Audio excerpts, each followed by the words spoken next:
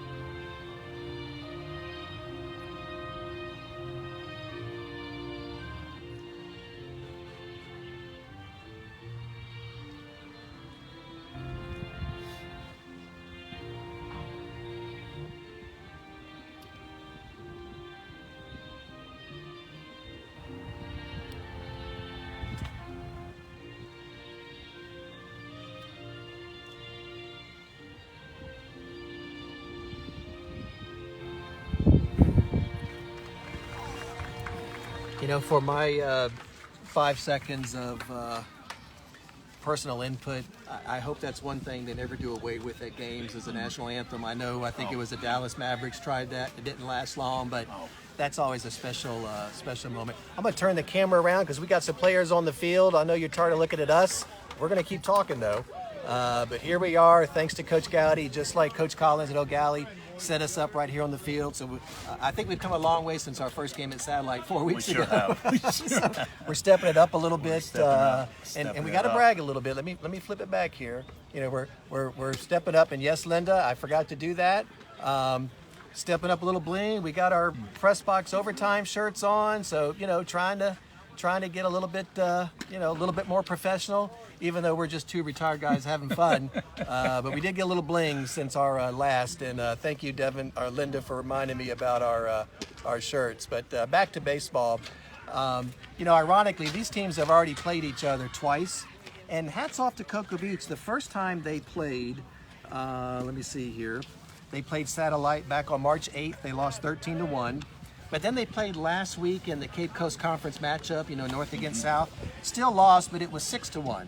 And that was on the 21st. So it's going to be interesting tonight to just see, now that they played each other twice, what Coach Winn can implement to maybe turn that L into a W. Yeah, he'll come up with some strategies here to try to circumvent what happened in the past. He's a good coach, smart kid. I call him a kid because I coached him in football. But, I guess he is a kid compared to my age. But right. He'll come up with something right here. I'm telling you, he's a smart coach. We talked about that, and that's Coach Winn right there, coaching third. And we're going to talk a little bit more about him later, but I certainly want to tell him how much I appreciate his service. He was a Marine, served over in Afghanistan. I came across a nice article back in 2014. But anyway, we're right here on the first pitch, and for Cocoa Beach, we've got number 4, Liam Hastings up. He's a catcher. Foul ball over our head for first strike. Again, that's number 4, Liam Hastings, the catcher, batting first for the Cocoa Beach Minutemen. Him here in the third game. They were actually slated to play on Thursday, but I did notice that that game is not on Max Preps anymore. Second pitch, another foul, 0-2 to the batter. And I'll be honest with you, and you coach football, this would be the third time they played. They got districts coming up next week.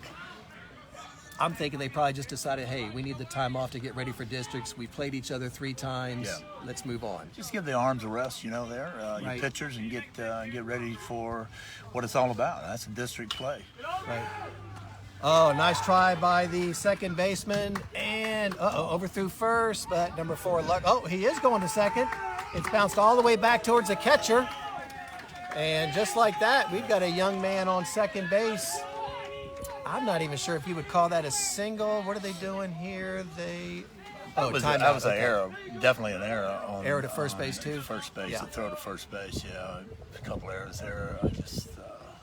Good try. I mean, second baseman really and and that's one of these things with these fields.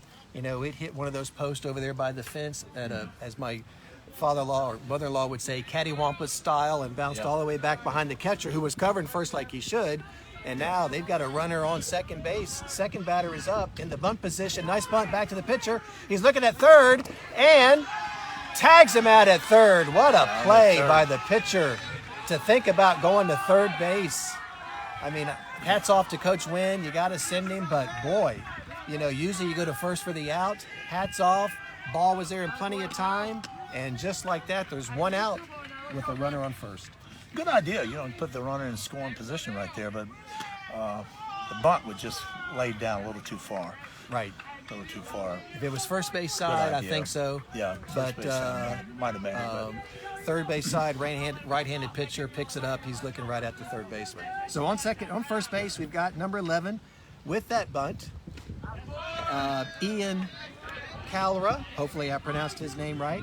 Now up, batting third for Cocoa Beach, number 7, Joey Armentois. I'm not sure if I pronounced his name right, so what? We're just going to call him Joey. I'm glad you tried it. I don't like to mess up last names. I'm glad you tried it, not me, Bill. So, bless that young man. We're going to call him Mr. Joey so that we don't befuddle that last name. So we have 2 balls, no strikes, runner on first base, 1 out, top of the first, no score, Cocoa Beach at bat.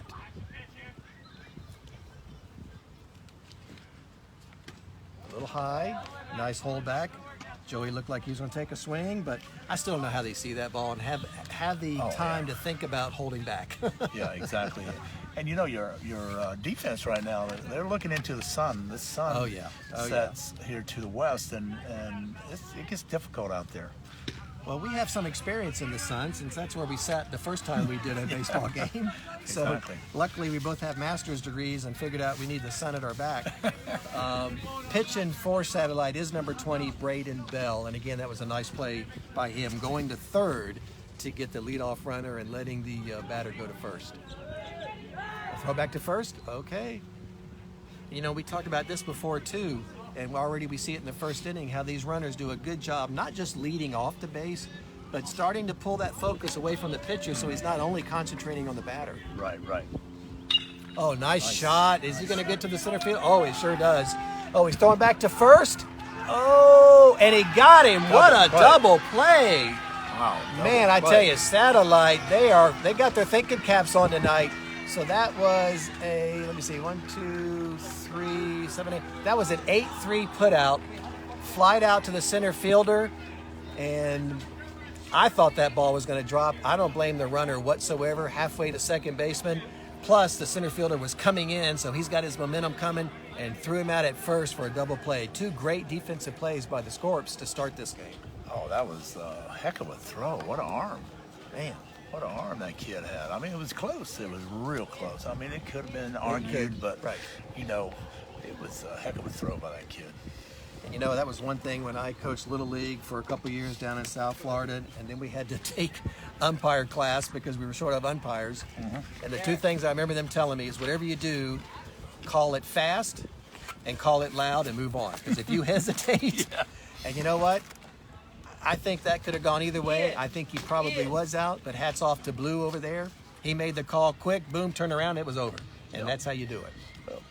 The umpire was in good position and a heck of an arm by the center fielder. Oh, yeah. Heads up play, too, you know. Oh, my gosh. Satellite was in trouble there for a minute, you know. Well, you got to figure. You got to have two runners on base. Coach Winn's got to be feeling good. First batter's on second, no outs, and they come away with only, and the top three batters all got out. So I mean, that's, you know, but like we talked about the other baseball games we've done, every batter got a piece of that ball, and that's what you want getting ready to come up the second time in a few innings. Exactly. Yeah, they're putting the Cocoa Beach putting the bat on the ball for sure. Right over here. So just so you know, your parents want to go to Joe Williams service. Oh, it is? Okay. I got that. Okay. Coach Gaudy over here. Coach Gaudy and you know, talk about Coach. How you doing, brother? Good. All righty. You know, two things that I always think about when we do these games. One is great people doing great things, and the second thing is how things just come full circle. And we'll talk about that as the game goes on. But Coach Gaudy grew up here in Satellite, went to Cocoa Beach for high school because his dad was a coach and athletic director. Coach Winn, also born in Rockledge like Coach Gaudy, went to school at Satellite, decided to go to Merritt Island and won, I believe, 2 state championships in baseball. So 2 state championships. It's just funny how, and like with my kids, my daughter went here, my son went to Rockledge. It seems like they both went to the schools that fit them the best. Right. They sure did. Coach? Yeah, they sure did. I tell you what, you know, baseball's a close-knit community. It is, yeah. And it's that's one reason I enjoy it. And coaches, for the most part, they like each other. And right. All right, first batter up. Oh, nice runner. Oh, it got through the third baseman and the shortstop. He's going to round and look at second, but he's not going to make that turn because left fielder came up there pretty quick. So that is a leadoff single by number 1, Evan Solon. Number 10, my bad. Got to put that 0 there. So just like Cocoa Beach, first batter's on. Yeah, nice hit down the third baseline. That's you know what? I've always said the one sport I couldn't play was baseball. I couldn't hit a fastball. I played a lot of slow pitch softball. I'll play any position but short and third. Yeah, that ball is just too fast for me. I don't care how big that ball is. That's why I played right field. Yeah, exactly. Yeah, waiting for that left-handed hitter to come up, right? Yeah, that ball comes down there fast, I tell you what. But you're right. Just talking with Coach Gaudy and Coach Winn before the game started, it is a small, but they both played college ball. They both grew up here. They're both passionate about what they do. And again, two big rivalries, but it's a good rivalry. I mean, really it's not something you feel any tension. It's just, they want bragging rights beachside, and it's a fun game. Whatever game that Satellite Cocoa Beach play, it's a fun game to watch. It really is. And the sportsmanship that these guys have, it's just, as role models for the kids. It's Right. just, I've never seen the kids get out of control this No. for the Cocoa Beach Satellite game. No. They're always No. well coached, Right. and just good kids, really Yeah. good kids. Yep. No, I agree. And it's just, and again, it doesn't take anything away from the intensity or the passion. You don't have to have smoke coming out of your ears to make it mean anything. They play hard, and at the end of the day, they shake hands. Yeah, exactly. Nice strike, and that is 2 strikes, no balls. Again, Satellite, no score, bottom of the first inning. Satellite's got their first runner up at bat, it's on first base, no outs. And just like Cocoa Beach did at their bat, they also had first batter on with no outs. But nothing materialized. There's another hit right up the middle. Oh, nice try by the second baseman. Center fielder backing him up, comes into second. Just like that, Satellite's got 2 on with no outs, bottom of the first inning. I wanted to mention also, we got Coach Coleman helping the Scorpions. There he is right there. Coached at Satellite for many years and also coached at Cocoa Beach and retired at Cocoa Beach. Great coach. Great job he did here at Satellite High School and Cocoa Beach. Awesome. That was number 6, Willie Hendry with that single. So back-to-back singles by Satellite, bottom of the first. Again, no score. Third batter up is number 21, Brock Hamilton. And Satellite looking to get on early. Nice cut by Brock. Yeah, it was a good hit by Willie Henry. His dad used to coach JV here at Satellite. Very cool. Pitcher for Cocoa Beach is number 2, Christian Wolf. That was a nice throw there. A little bit low, it looks like, on that. So 1 ball, 1 strike. Again, pitcher number 2, Christian Wolf. 2 on, 1 ball, 1 strike, bottom of the first. No score, Satellite hosting Cocoa Beach. Oh, going to third right here in front of us. Oh, over his head, and Satellite is going to score a run on an error. And just like that, what do they call that? Small ball, 2 singles and an error. And now all of a sudden, Satellite's got 1 across the plate and a runner on second. I tell you, right idea. If the ball had been where it should have been, I think they would have tagged him out. It was there in time. He was there. It was a little off target. Yeah, a little high. I have to give these outfielders for Cocoa Beach credit. They've been backing up these throws just like they're supposed to do and not giving up the extra bases. Of course, on that throw, they really didn't have a choice. You're going to find that both of these teams are well coached. Oh, yes. Kids are never out of position. Just like that, Satellite is up 1-0, bottom of the first, 1 on, no outs. A little bit high pitch, good eye by Brock. A 2-2 count here. Yep. Again, 2 singles and an error, and that gets 1 across the plate for Satellite. Oh, called him looking. And that's the way to come back. You give up a run, and just like that, you strike out the number 3 batter. And now we've got batting cleanup.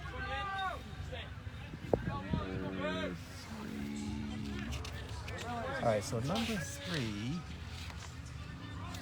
I've got a Jonathan Wollaver, but I've got a number 19, so I'm not sure who that is, but as we try to get this figured out, 'cause I don't see a number 3. But we're just going to call him number 3 for now until we get our numbers straightened up. Timeout by Cocoa Beach. So again, playing small ball, 2 singles by the Scorpions, and an overthrow to third base as the runner on second was trying to steal third. I think if the ball had been right in the breadbasket, they would have tagged him out. Unfortunately, it wasn't. Left fielder did his job backing him up. And just like that, but again, hats off to the pitcher, Christian Wolf, for coming back with the strikeout. Yeah, came back right back. Didn't get down. No. Stayed in the game and got the number 3 batter. I think we've said that about every game we've been to. The maturity of these kids. Well, last time we were here, what was Satellite down? 5-0 to Titusville. Coach Gaudy kept them pumped up, came back, tied it in the 7th, even got down by another run and won the game in the 8th inning. Yeah, that was an exciting game. That was. I'll tell you what, I was about to fall asleep in that game. But that inning woke me up real quick. That, the sun in her eyes, I think, helped that. Yeah. Foul ball, so that still leaves us, I think, no balls, 2 strikes, no ball, 1 strike. And 1 out. The Scorpions. All right. No balls, 1 strike. 3rd batter of the lineup, Brock. Well, no, 4th batter. I think Jonathan Woolaver, but I don't have the number right. Comes off the mound. And again, you know, we've got 2 young coaches here. Never stop coaching, just like Coach Gaudy and the Titusville coach when they were up 5-0. But still knew game wasn't over. Oh, nice. Got a little piece of that one, so no balls. Never give up. You 2 strikes. always got to No? fight. No? I think I read today in the paper, and I should have cut it out, one of the young men that is up, or athletes up for Player of the Week in the Today paper. I think he got a single or something in the 5th inning or scored a run, so they didn't get 10-run ruled. And they came back and won the game 12-10. They were 1 out away from getting 10-run rule and came back and won. Wow. Again, just like Yogi Berra said, until she sings. That's right. Not over. All right, so we've got 2 balls, 2 strikes. Again, if you just joined us live here on Press Box Overtime, it's Satellite 1. Cocoa Beach hasn't scored. Bottom of the 1st inning. Satellite has 1 out and a runner on 2nd base. Oh, that looked good. Did he call it? Got him out. Got him Got out? him out. Wow. So He just went like around. that. Sure did. It went looked like he around. crossed the plate. He went around. So again, hats off to the pitcher, Christian Wolf. After giving up that run, well, not him personally, but the team on an error, he struck out the next 2 batters. That's the way you come back. And right now, we've got number 19, Jonathan Woolaver. So number 3 snuck in there. I'll have to pencil him in somewhere. So number 3 struck out. And this is Jonathan Woolaver, number 19. Good eye, got a strike. I tell you what, Wolf isn't letting anything go by. And I did text my good friend and young man that I did coach a little bit with, Greg Smith, head coach of the Satellite High School girls lacrosse team. They are hosting. We got a ball going up to between right and center. Center fielder, I think, called it off. Nice catch. Nice catch. So, with an error, 2 men on, first 2 batters up, both got singles. Overthrow to 3rd base, scores 1. And just like that, Christian Wolf strikes out 2 and gets a fly out. And Cocoa Beach holds them to 1. And at the end of 1, the Scorpions lead the Minutemen 1-0. You know, Satellite Beach is deep in tradition for baseball. You know, they had a kid here by the last name of Lowe that, you know, they won the state championship. I think it was in 1988. Okay. They won the state championship with his arm, and he was throwing around 98 miles per hour. When was this? 1988. Wow. His dad was assistant principal here, Ed Lowe. Oh, sure. Okay. Yeah, I know who Ed is. Ed Lowe. Okay. And wow, the kid, he got drafted. He didn't want to go. He didn't want to play in the major league. He wanted to become a pilot. Wow. So he didn't even go to college to play? He did go to college. He Okay. played baseball and football in college. Okay. And became a pilot. Wow. So in the military or commercial? Military. Wow. Hats off. I tell you, that's, again, as a proud father of a young man that's getting ready to get to 10 years in the Air Force, and again, as we mentioned earlier with Coach Winn, being a Marine who served over in Afghanistan, and Doug's got a nice story to tell, got a connection with him back from the Hoover Middle School days, but found a nice article from 2014 that the Florida Today did on Coach Winn, and just, again, like I said earlier, we got great people doing great things here in Brevard, grew up in Brevard, went away, got a degree, served our country, or like Coach Gaudy, played in college, and they come back to work with our youth. Yeah, I think it's great. Give back to the community that you love, you know. Right. Oh, nice swing. Right. Oh, okay. Got on the first base. Good hustle, too. That's number 8, Preston Hovoris. Again, I hope I pronounced his name right. He ran that out for single. And I think even if the second baseman had hold that, again, I don't know how they score these, but with his momentum going out towards left field, I don't think he would have got him out. So I'm not sure if they'll score an error or a single. But at the end of the day, Cocoa Beach has a player on first with no outs. Right. Who cares how he got there? Lead off batter, that's the way to do it. This kid's got some speed. Oh, wow, he's going to second. Oh, man, Coach Winn is pulling out all the stops. Coming up now, batting second in the top of the second is the pitcher, number 2, Christian Wolf. And we talked about that before, too, at the high school level, some of these pitchers are also your best hitters. Yeah, you got to have them. You got to have your best athletes out there. And this kid, he's a great athlete. Yeah, he's batting 1, 2, 3, batting 5th. So, you know, he's got a good bat to bat that high. You can see right there, that was a high pitch on purpose. Trying Number to get him 8, to I chase. believe, plays third base. Yeah. 1 ball, 1 strike. Plays on the first batter. base, my bad. Got a nice lead off over there. Let's see if Bell will turn and hold him on. Nope, he's going after the pitch. Oh, that looked good. Yes, that did. Nice Boy. fastball. Again, give him credit. Kind of gave him a little look out of the corner of his eye, focused on the pitcher, threw that strike in there. 1 ball, 2 strikes, no outs, 1 on. Second batter up, Christian Wolf. Oh, nice hit over to left field. Is that going to drop? Oh, nice catch. Again, those fielders are playing, you got a 350, 360-foot outfield, and they're playing in the right spot. So, Yeah, that was a nice catch. Came up on it. The ball dropped a little bit. Sure He was did. able to snag it. So the pitcher, Wolf, flies out to left. We still got number 8, Preston, on first base. Again, that's 1 out. Top of the second. And now up we have number 9, Ricardo De La Cruz. Number 9.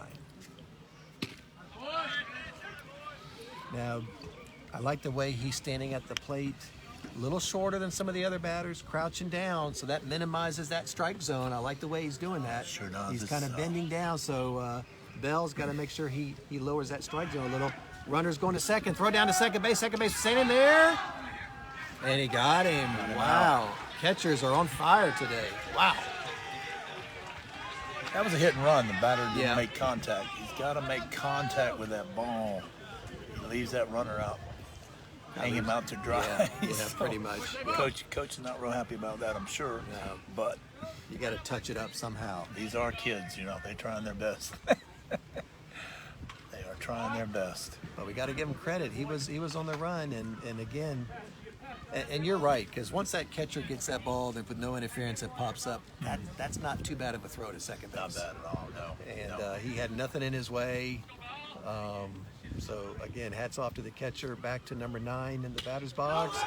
In it over to first base. Pitcher's going to cover first base. He's going to take it on his own. He sure does. Number 21 took that on his own. And again, just like that, Cocoa Beach does get their first runner on, but then gets 3 outs. And at the bottom of the first, Satellite still leads by 1. Yeah, both teams are playing good defense. Oh, yeah. Very good defense.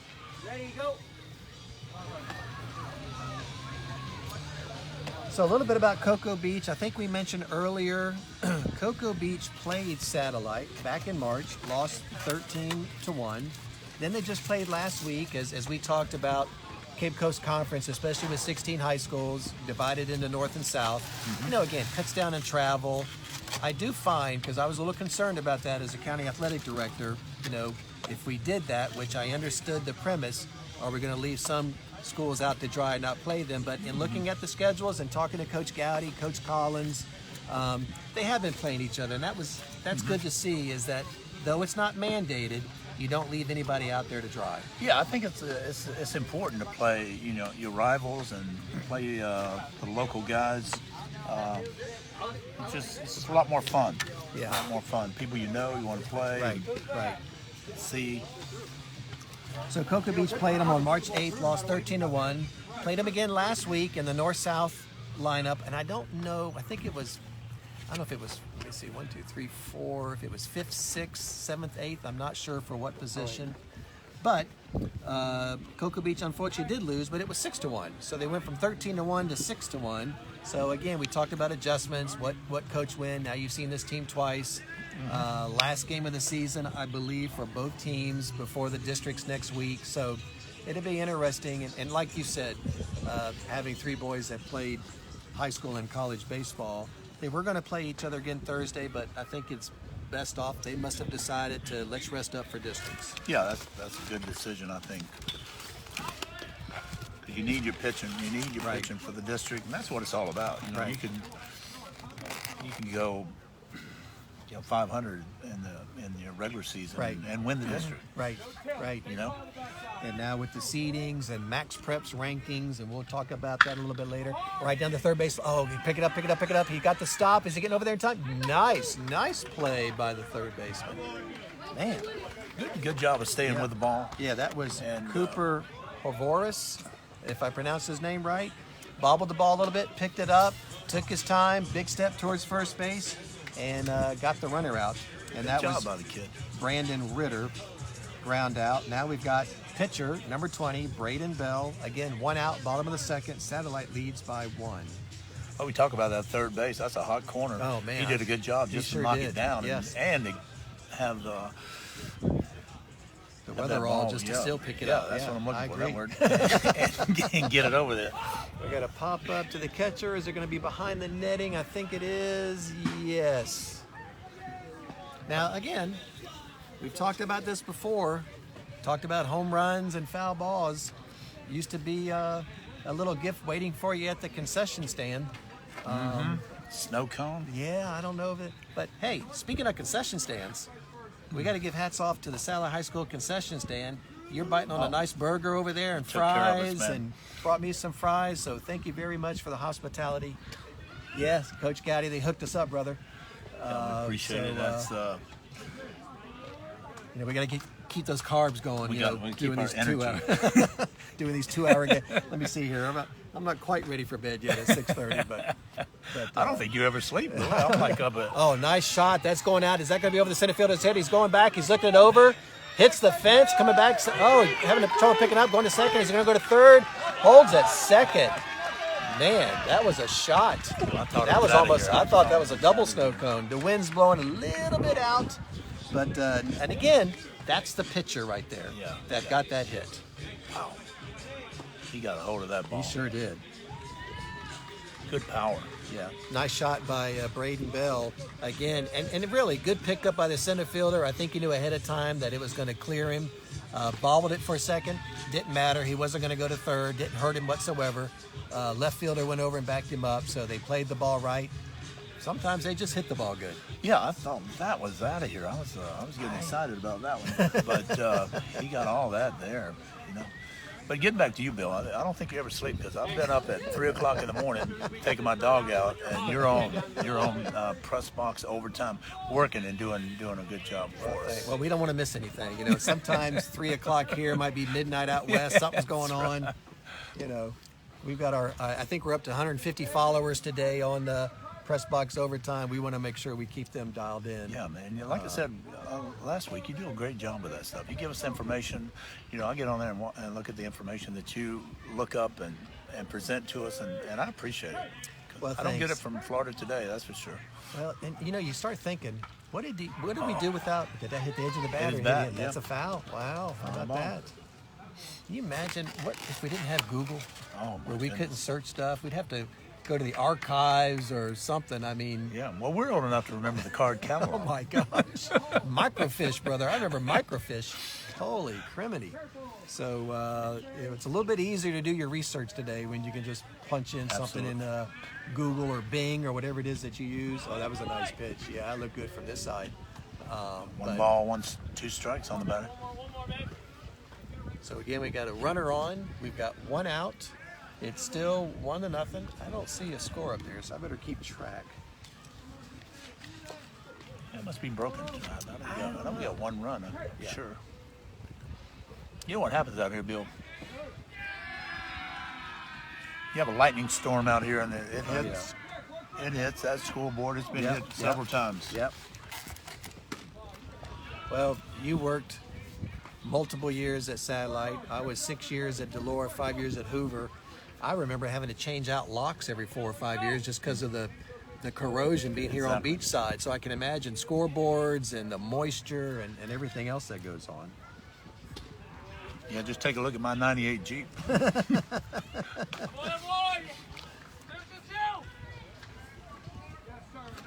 right.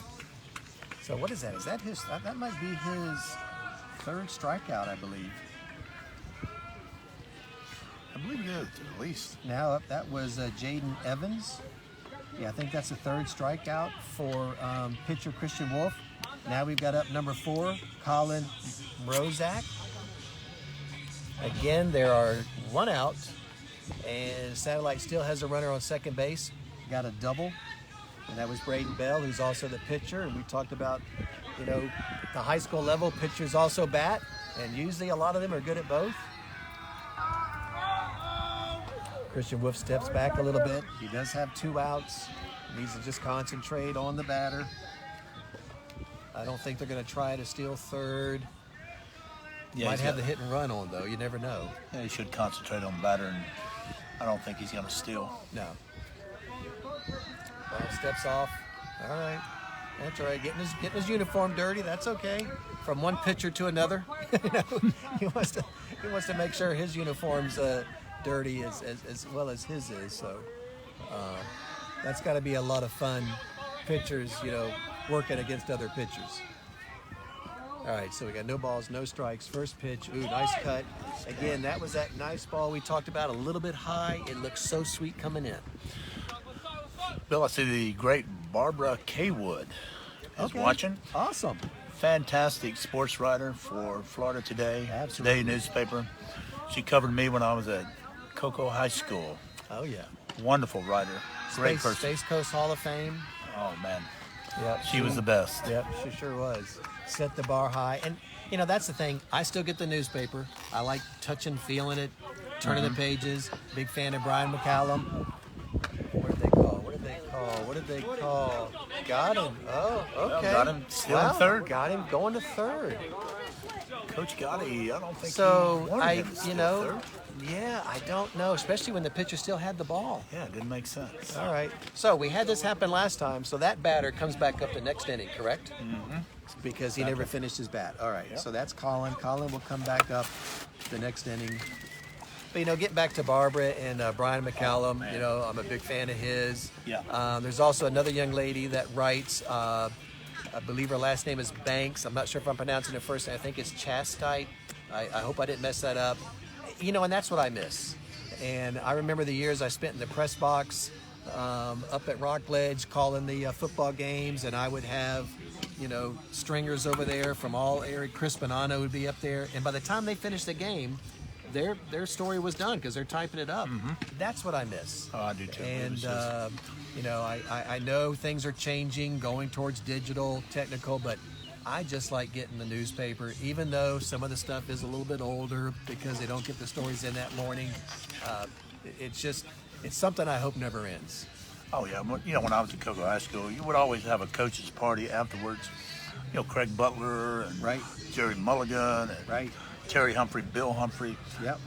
You know, sometimes we'd stay up all night and wait for the newspaper on Saturday morning. Yeah, right. You know, it was such a thrill to read Barbara Kaywood's articles, and she's always very positive with the kids, and just a wonderful sports writer. You know, and I think we talked about this at one of our other games. I remember going to, you know, being a Cocoa High School graduate. I didn't care what our record was. I went to every football game.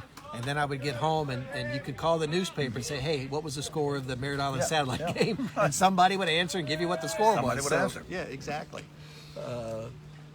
That's right up there with calling the movie theater to see what time the movie started or something.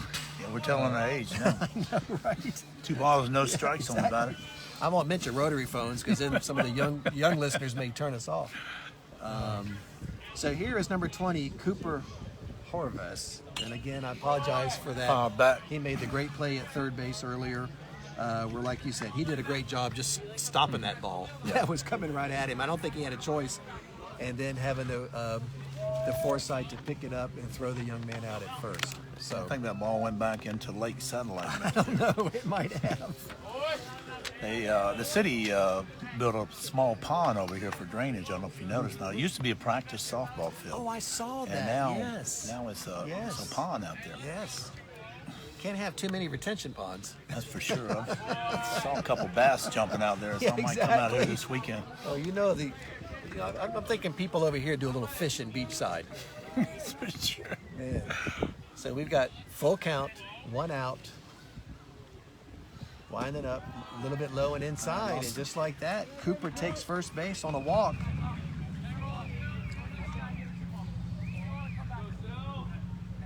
Coming up, we have number 6, Anthony Self, designated hitter. Again, we've got 1 on, 1 out. And we are at the top of the 3rd inning with Satellite leading by 1. Again, it was senior night. They recognized 6 seniors. 5 were able to make the game. And I know you've been through a lot of senior nights for not only with 5 kids, but with 20 different sports. That's really when it hits you that, wow, this child is finishing up their high school career. That's true. I just had a senior day over here at the new volleyball court. That's right. With Coach Bolton and Yes. my daughter Kaylin. Right. Who's a senior, and that's it for her. No, That's yeah. it for her. So And, is Connor, I guess, he having a senior night coming up for No, baseball? they've already done it. They did it, okay. Last weekend we were over Okay. there. He's graduating Right. this Saturday from Warner University. Good for him. Now life starts, right? Yeah, yeah. Now you get that degree. I want some of my money back that I gave now, all these kids. now You know, fun's over. get a job. Oh, nice cut. Nice pitch by Brandon Bell. So that's 2 outs.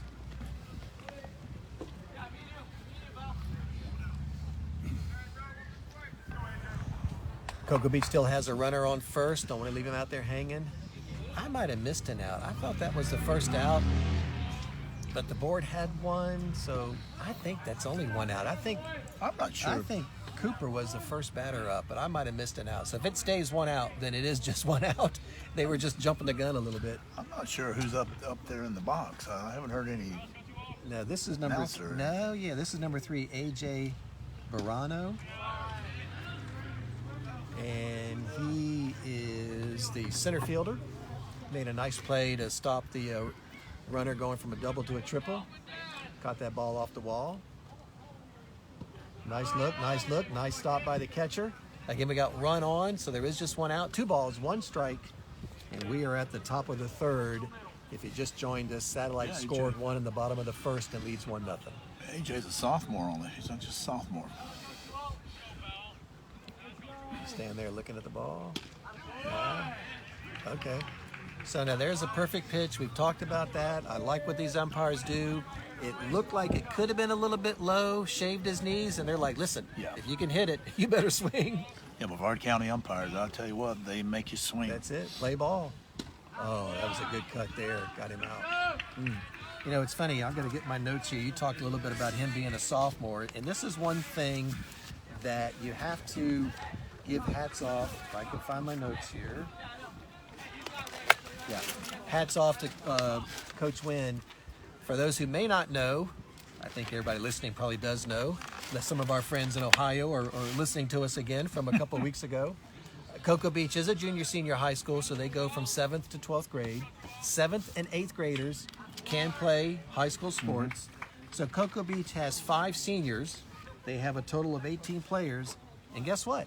They got 5 8th graders Wow. that are playing varsity baseball. I see that. So Wow. 5 seniors, 5 8th graders out of 18 players on Coach Winn's team, 12, which is, being a math guy, 66%, 12 of them are 8th, 9th, and 10th grade. Wow. And you talked about earlier building a program, that's how you do it.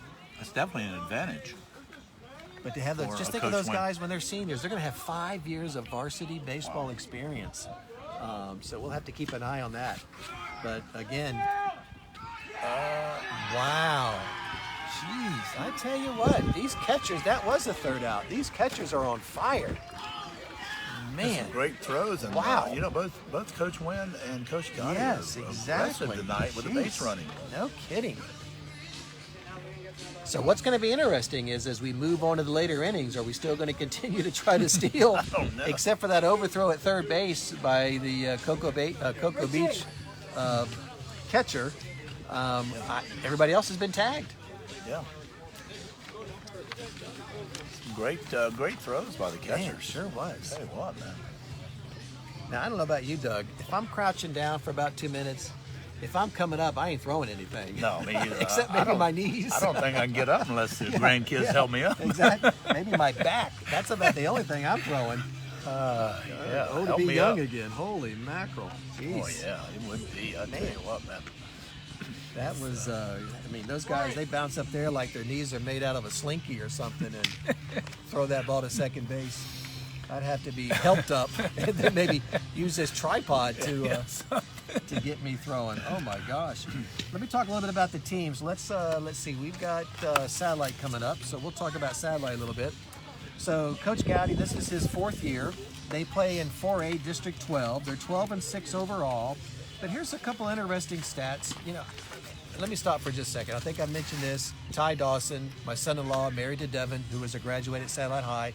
He is a scout for the Minnesota Twins. Hence, I have my Twins hat on. And I just mentioned to Doug before the broadcast, the Twins have actually selected him to go to the SEC tournament to cover. So hats off to my brother, to my son-in-law, Ty Dawson. That's a nice little assignment. But I don't think there's any other sport that has statistics like baseball. No. I mean, I'll go and read, you know, on a full moon Thursday afternoon before 4, a guy hit. How do you come up with what is it, Elias or something, I think is that? I don't know how they do it. It's amazing. But, you know, somebody the other day, I think, hit a home run, his first at bat in the first inning on opening day, and that hadn't been done. I mean, it's crazy. Yeah, I mean, they keep these stats from, gosh, way back. Oh my gosh, it's just, you know, but they're fun to read. Yeah, they I are, mean, yeah. some of the things, you know. I love going back and looking at the old pictures with Oh, my Babe gosh. Ruth when they played. Everybody dressed up to the yeah. T. Oh, in the stands. Yeah. Oh, yeah. Isn't that crazy? And I just know. a different Yep, mindset. yep, yep. It's really neat to Yep, watch. Yep. I forgot what that Facebook page is. It's like history in pictures or baseball in pictures. Mm-hmm. And what was cool, there was a picture of Babe Ruth and a couple of them coming to the game, all dressed up, had the long coats on. Yeah, yeah. I mean, and like you say, you see the people in the stands, and I think I commented back then, mainly men attended the games. Mm-hmm. And suit, tie, hat, overcoat.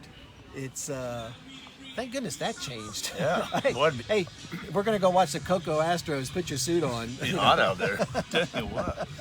I like to be in the hat business back Man, then. I'm telling you. Holy mackerel. All right, Satellite High School, we've got number 4. Again, Colin was up last period, but they got thrown out on the base, so he's back up with a new slate. And that was, what was that? I think that was a ball. That was a strike. Oh, no balls, 1 strike. Colin Morzak, number 4. Ball a little bit low, 1-1. Low and outside there. Nice stop by the catcher. So that, let me look here real quick. I think we've got a new pitcher. Yeah, we do. Number 14, Blake Anderson.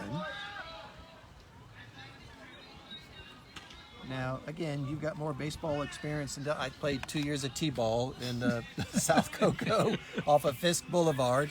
I think I got 1 home run because there was no fence and it just rolled and rolled and rolled.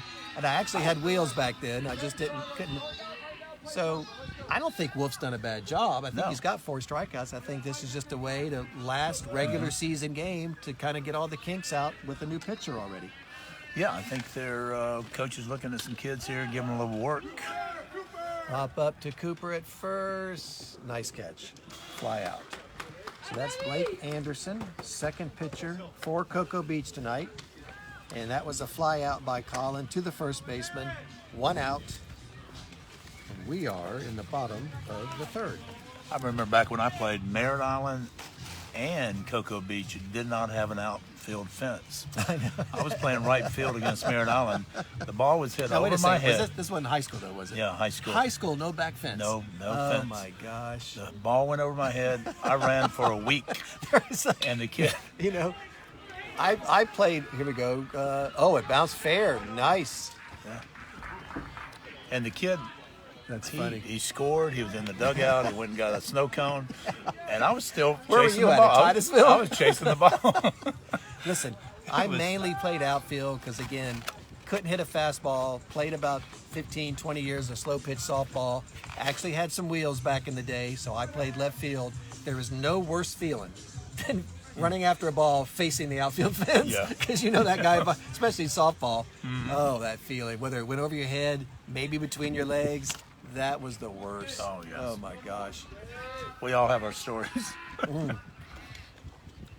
You know, I told some kids at school back when I was teaching, I said, I can make you 2 promises. You're going to always remember your successes, and you're never going to forget your failures. Those 2 things are going to stick. You may forget the middle stuff, but you're going to remember those bookends. Oh, that's for sure. And I remember missing some balls out in the outfield. I think I even, what was that, Jose Canseco? I think I had one bounce off my head one time. Yeah, I did. At least it didn't go over the fence for a home run. Yeah, I played Little League in Rockledge. Grady Movers was the name of it. And I tripped, and the ball hit me right in the head. Oh, nice swing. That's right out there between right and center. I think he's going to send him all the way home. He's rounding third. No, held him up. Nice work by the center fielder for Cocoa Beach, because Gaudy was waving that arm home all the way from second base, but they got the ball in quick. And again, you still see this happen even in the pros. He did the right thing, hit the cutoff man, because how many times do they want to try to throw it all the way? It goes over somebody's head and the kid scores. So he did the right thing. He sure did. He held him up. I remember coaching my kid in T-ball. They throw the ball around. Yep. Oh, my God. Kid gets a home run. I know, right, exactly. On an error. Hold the ball. Yeah, exactly. Hold the ball, please.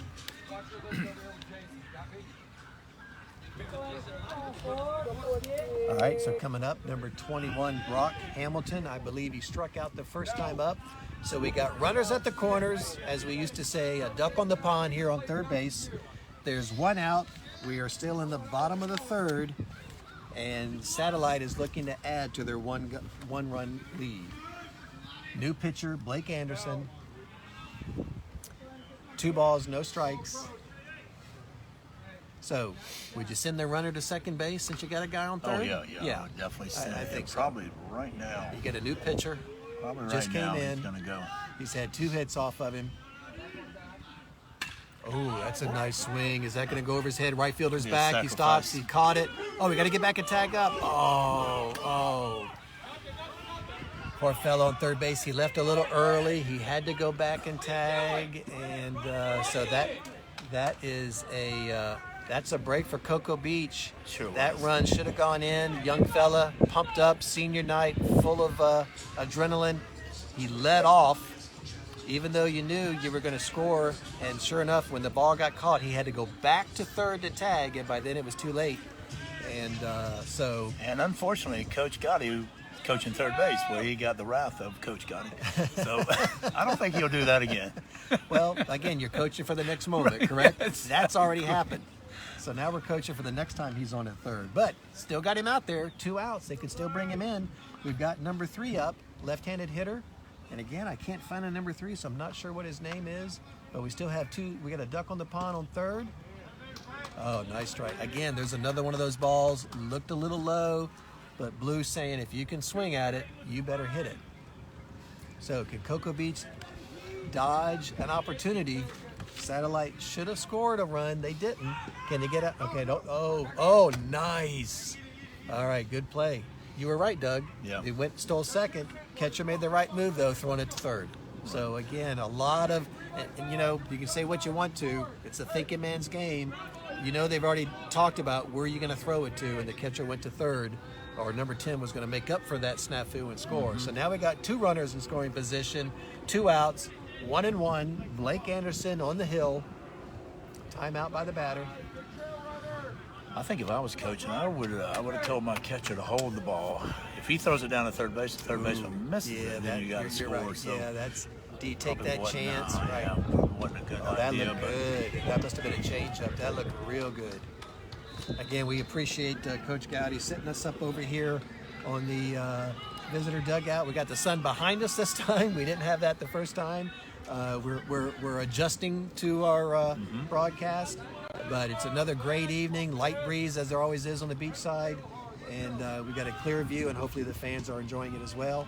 And again, much appreciation to the concession stand for hooking us up on some carbs so that we can last the whole 2 hours Oh, yes, delicious, I tell you of this what. game. So we appreciate Satellite and all the teams, Rockledge, O'Galley, the schools we've been to have been great hosts, and we appreciate the opportunity to come out and broadcast this game. Pop up, is it going to be to the pitcher or somebody going to call him off? Third baseman. All right. Well, I tell you, that was a nice inning by Cocoa Beach. Sure they was. had runners on the corners with 1 out, and nobody scored. They got out of trouble there, but Coach Gaudy, he's not happy. He's not happy at all. Yeah, Should have got at least one run out of there. had So, one. it's a coach's nightmare. We talked about coaches in the past, Billy, Right. and their dedication and what they do and the time they put in Oh, man. away from Yep. their families. Yep. They're just, they don't get enough credit. They No. don't get enough credit for what they No. do, helping mold these young men. Right. And it's a lot of stress. It is. People just don't understand sometimes how stressful it can be. Right. Talking about coaches, doing my research last night, I think about 3:30 in the morning. No, I think it was before I went to bed. And I might have been dreaming about it. That's what it was. But anyway, I was on the website. I was looking up some stats for Satellite and Cocoa Beach. I went to the Brevard website, Brevard Public Schools, because they have their board meeting that started about an hour and a half ago. So I always like to look at the agenda. And I decided to look at openings. I think there was at least 50 openings for coaches for the high schools and middle schools. And I saw one high school that had 8 openings. So the point of my story is this: if you're looking to get involved, if you're like Doug and I, you were athletes growing up, maybe you did some coaching earlier, maybe like us, you're retired, though we're still working a little bit. What a great way to give back to the community. I would say you could probably pick any sport at any school, but just to let you know, there's some coaching opportunities out here at Brevard Public Schools, at the high schools and the middle schools. And if you're not into coaching, then look at the Mid-Coast Officials Association. They've been with Brevard, I think, since the 60s. Get out there and do some officiating. But if you really want to find a way to give back to the community and make a little bit of money on the side, try coaching for Brevard Public Schools, Cape Coast Conference, or officiating for the MCOA here in Brevard. Oh, held back. We got left-handed batter up. Still got the same pitcher, which is Braden Bell. And again, we're at the top of the 4th. It's still 1-0. And like you said, that it should be 2-0. But again, hats off to Cocoa Beach. They were able to, again, only 1 out, runner on 3rd and 1st, and nobody scored for Satellite. Got 2 balls on the batter. Oh, nice swing. Nice swing there, Buzz. Luckily, you didn't park your Jeep back there, because it's like a magnet. Oh, it sure is. I always park like 2 miles away and Exactly. walk in. Right. I saw you Uber to the last game. That must have been what you did. Had to Uber and You must have parked a little bit away. So what do we that got? 98 Jeep. Yeah, exactly. Oh, that's over to left field. He's got it coming back. He's on his wheels. Left fielder's out there. Got his eye on the ball. And nice catch. Nice catch. That would have been a fair. That would have been a foul ball, but still, that's an out. So that's a fly out to the first batter. Yeah, Bill, you talk about shortage of coaches. What a great way to give back to your community, give back to the kids, and have a great time. Right. We have, I think, 80% of our coaches are community coaches? Yeah, and we talked about that before. I just want to take a moment. Again, Coach Winn, as Liam's walking off, number 4, got his arm around him, coaching him back to the dugout. They're building young men. They're not just coaching baseball. Exactly. And you and I talked, I think back when the district or the state, however it happened, high school and middle school teachers had 2 planning periods and it went to 1 planning period. And as you and I know, both right now working, you as a dean, me as a sub over at Rockledge, that's a long day, 6 out of 7. And a lot of teachers stopped coaching because they didn't have the time to do all that. And again, hats off to community coaches. We love community coaches. God bless them that they come into our schools and help out. But it's nice to have that mix because just like you and I, you're walking down the hallway, you see a kid, hey, You thought about playing, you know, and that's what happened to my son. He played football. Next thing you know, hey, why don't you go wrestle? Then it's like, hey, why don't you go play? So there's got to be a good mix of both of those. Yeah, it is, and you know, we've talked about it many times. You know, you don't have that many PE teachers anymore. Right. You only have Satellite High School has 2 PE teachers. You know, back in the day, kids had to take PE every year. Exactly. So you had 8 PE teachers, and you groomed those PE teachers for coaches. Right. You just don't have that anymore in this county. You know, and I'm going to guess, like my kids, both my kids took PE every year. Mm-hmm. You know, mine did even too. Devin as a senior took weightlifting with Coach Arnold, you know, to stay in shape. Yeah. I mean, I think there was 3 girls and 40 guys. You know what, though? Yeah. Treated them like rock stars. And I told them, listen, you got to have a break. I don't care if you take bowling, whatever it is, tennis, badminton, take PE every year, work off some of that stress. You know, you're going to have 28 credits, make 4 of them PE. Exactly. And I think they benefited from that. And, you know, just like your kids, mine are still in pretty good shape. That's what keeps us going is we got kids that are in great shape. And I think that kind of set the bar for them. You know, PE was my favorite class. Oh, my You know, my dad was a PE teacher. Yeah, exactly. How do you not? I see these kids, I'm like, listen, that's a gimme. Right. Oh, my gosh. Oh, it's a lacrosse game.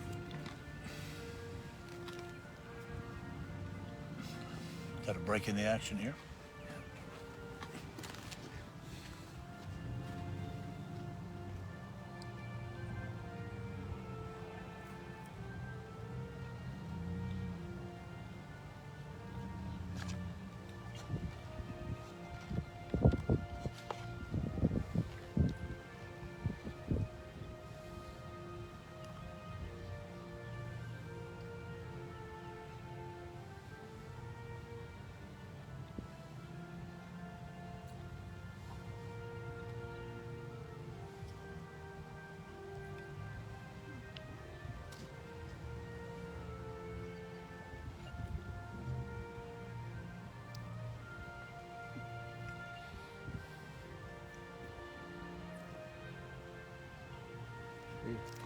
Great show of respect. As I mentioned earlier, we've got regional second round lacrosse, girls lacrosse, as Satellite is hosting Edgewood in the rubber game of the match. Edgewood beat them during the season. Satellite beat them in overtime, 9-8 to win the district. And, you know, right here in Satellite, you got the football field, baseball field, softball field, and the fans heard the national anthem playing and everybody stopped. And that's, like I mentioned earlier, I don't ever want that to go away. That kind of brought tears to my eyes, you know. Yeah, I mean, to see Patriotism, I you didn't know, hear it. just really cool, man. And that was pretty good. So Yeah.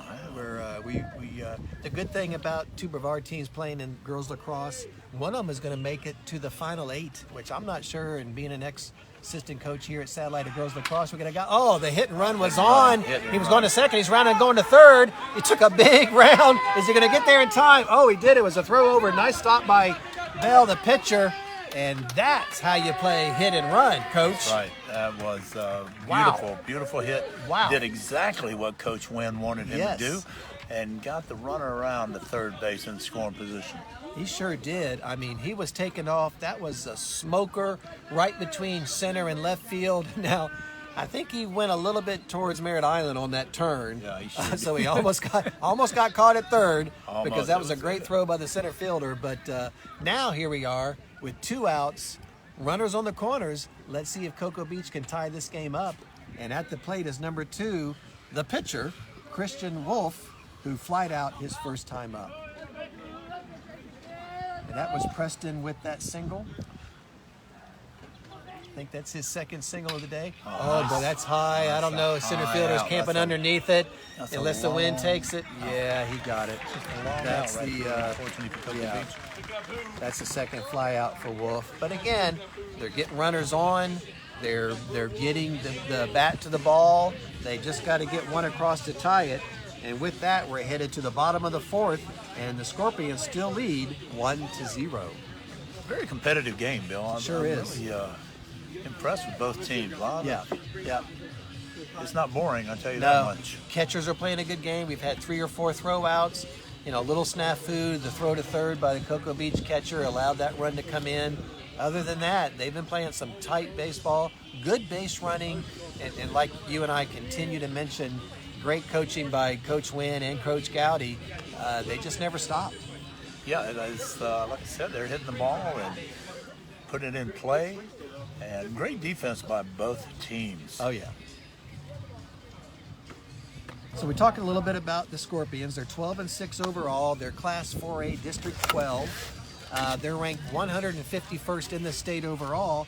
But in 4A, they're actually ranked 20th. So in the top 20 in 4A.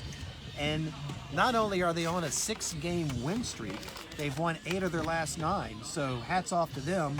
They won 4 out of their first, 8, and have won 8 out of 9. But with those 8 wins, impressively, they've beaten Rockledge.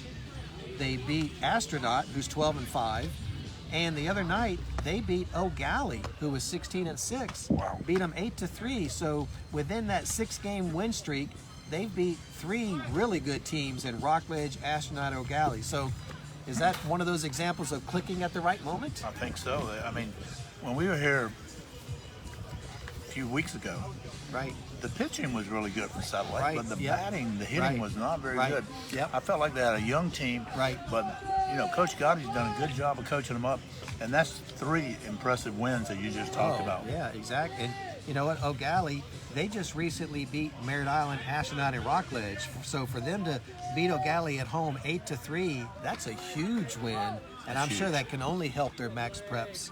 But That's again, a huge win because we did a game at O'Galley. oh and yeah, I- they look really good. Yeah. They scored 10 runs. Had like 10 runs. 4 home Oh runs, I my believe. gosh, yeah. I mean, I the kid think hit- Family Dollar, kind of like people that live on a golf course, they started buckets collecting baseballs, Yeah. I think, out there. Little fly out over there to the second baseman. That was a nice catch by him. That was number 19 for Satellite, Jonathan Woolaver. And we've got 1 out here at the bottom of the 4th. That's another good thing. I don't know if you can get a shot of that. That's one of those big old Air Force planes. That's one thing I enjoyed about working at Delora. Watching those guys back and forth is just simply amazing. Well, I always questioned why they would fly over a school. And Yeah, I guess it's just, going out to the ocean and coming back. I think Because it saved gas, from what I understand. It saved gas by taking that flight route. And I said, if one of those motors falls off onto the school. Right. But we got up never to- did. Never did happen. We got number 1, Brandon Ritter. He ground out the first time up. He's at the plate.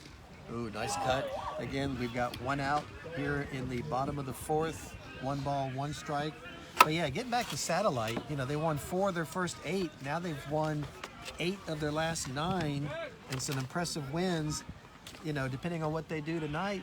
Listen, they're going into the district and hitting on all cylinders. Yeah, they've improved 100% since the last time we were here. Really impressed with them and Cocoa Beach. Yep. Let's see, we got a pitch coming here. We've still got 2 balls, 1 strike. Oh, nice hit. A little bit high ball right to the second baseman who just made the play before. Catches it in the arm. Nice throw. Second baseman, let me tell you, I got to see who that is. That might be one of the 8th or 9th graders. That's number He's young. 1. Sure looks young. He's an number 8th 1, grader, Bill. 8th grader playing second base 5'10". with 2 outs. Man, Hayden Wilson. He's 5'5", 110. gosh. He weighs about as much as one of my legs.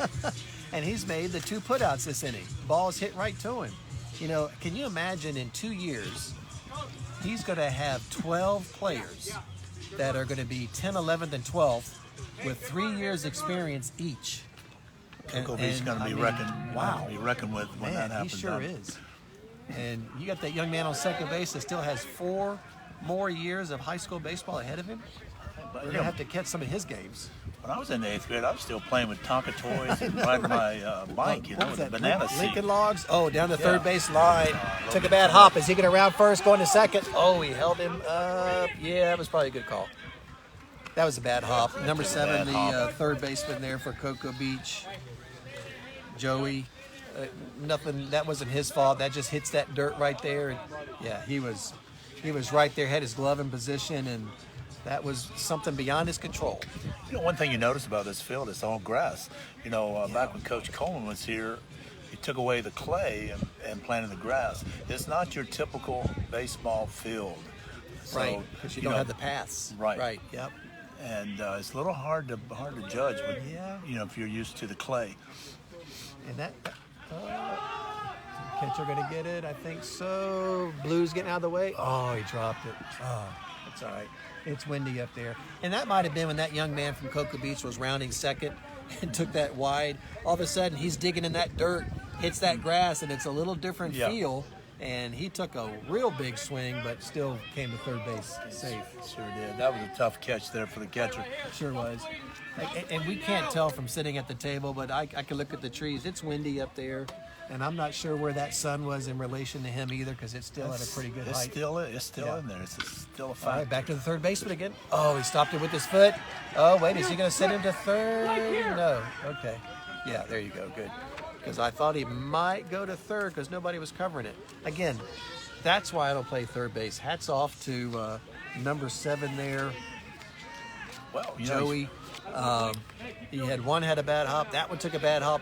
Luckily or unluckily, it hit him on the ankle, so that might have stopped a run from going in. I almost thought Gaudy might have sent him to third because nobody was covering, but Coach Winn over here in the dugout told his pitcher to get over there because nobody was late covering getting third. there. Yeah. But So that foot may have saved a run right there. I tell you, put a nice pack on it. But so we've got 2 outs. That one's hitting to the shortstop. Where's he going to go? He's going to go to second. Yes, and there's that 8th grader again. Made all 3 plays today. Yeah, this kid's impressive. Let's Might make need to sure, get his autograph. in case Grandma or Grandpa's watching. Nice play by that young man. Look at that kid. I think I was playing Doc's Bait House when I was that size. Holy criminy! Forget about playing high school ball. Yeah, I was about to say he's going to be a good one, but he's a good one already. He sure is. In the 8th grade, probably 13 years old. Wow. And again, that's another benefit of the junior senior. They can get these kids in there early and have up to 6 years of varsity sports. That is an advantage. And, back a few years ago when I was here, we were questioning why can't the Laura kids come over here and play like Cocoa Beach. Yeah. And it just didn't work out. FHSAA, they letter to the FHSAA and they would put their stamp of approval. But 8th graders can participate in conditioning for spring football. They can't play in the game, but even that at least gets them a little acclimated. Yeah, it does. Gets them prepared for the season. Right. And for tryouts. But like you said, it's definitely an advantage to schools that are 8 through 12. Yeah.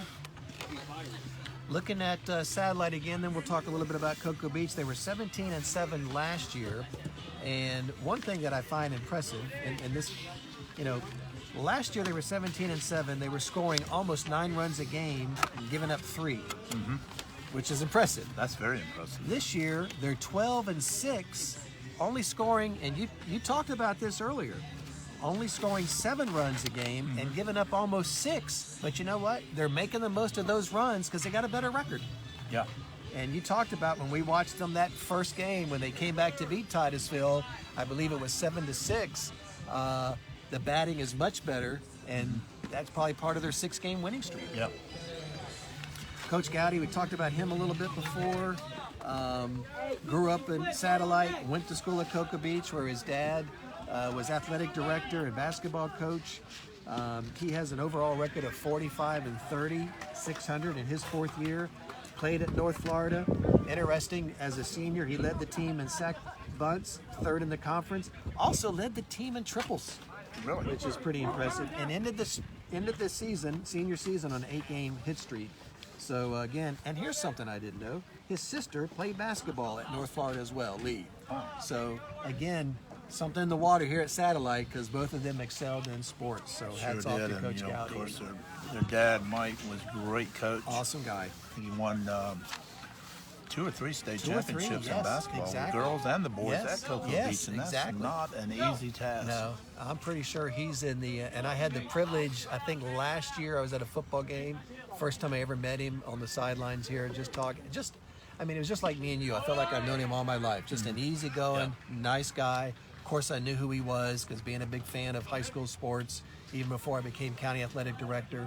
And to be the state champs of the girls and then go coach the boys and do the same thing. Same thing. Is amazing. But Fouled off there, 2 balls, 2 strikes. Yeah. On the batter. we've got no outs. We are at the top of the 5th. Boy, this game, we're just a little bit over an hour. This game's moving pretty quickly, but of course with just one run, that's kind of what happens. Yeah, Cocoa Beach is going to have to do something here. Yeah, they and that's a strikeout. And that was number 4, Liam Hastings.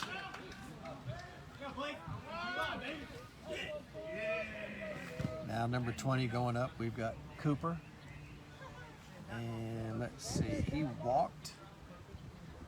Good sized young man. You know, again, I just needs either small ball or just one big hit. The wind's blowing a little bit from the coast, maybe kind of out towards left field. I don't think it's blowing enough to really help him hit it over.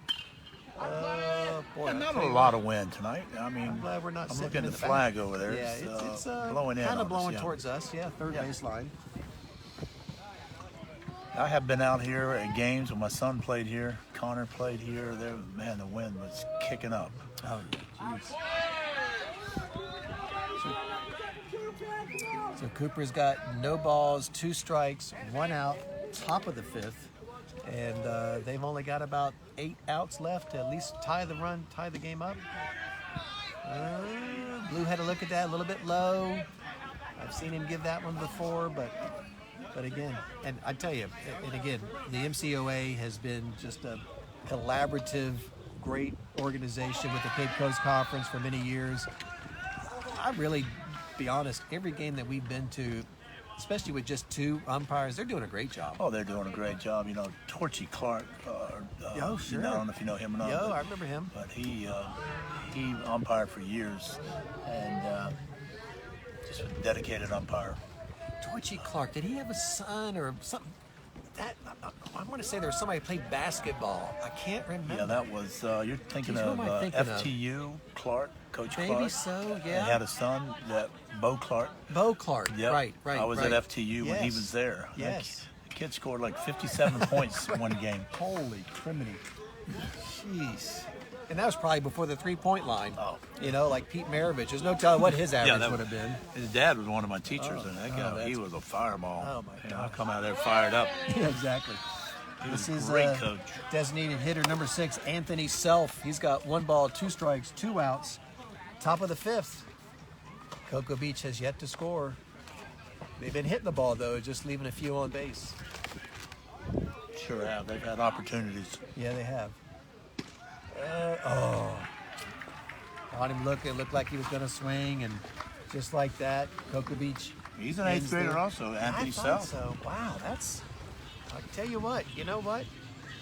Again, that's 8th grade to play a varsity sport, and at this level. Talk about Cocoa Beach. They're 9-9. They're Class 3A, District 10. Ranking in the state's not too high, in the 350th, but they're 52nd in the state in 3A. And let me tell you, you're ranked in the almost top 50 in your classification with 5 8th graders. Oh, yeah. Hats off to Coach Winn. That's amazing. I mean, you know, the disadvantage that both schools have, you can't get any players to the east of your school.